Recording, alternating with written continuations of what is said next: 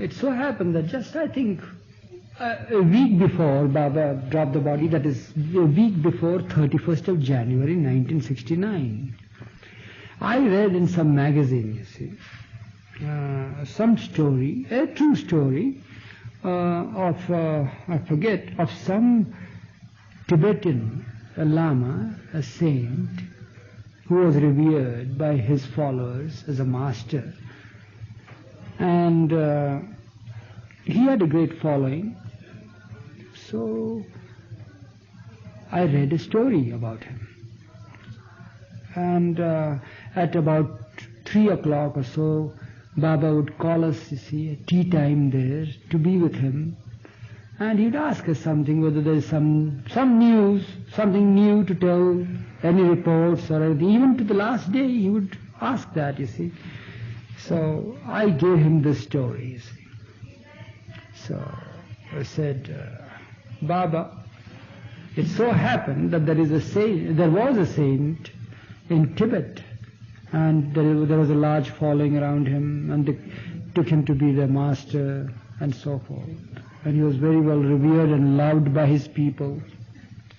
And it's now nearly over 1,000 years that the master hasn't returned. So I said the story runs like this, that he left the room and he went away, telling his people that he would return. So his bedroom is always kept tidy and the bed is prepared for his return every day. A new bed sheet is put, you see, after some 3 or 4 days, you see. They change the bed sheet, they change the pillow covers, they change everything, you see, in the room.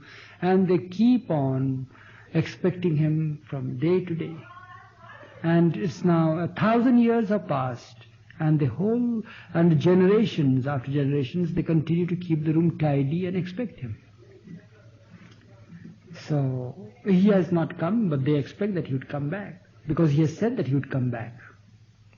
So Baba just smiled and said that, well, yes.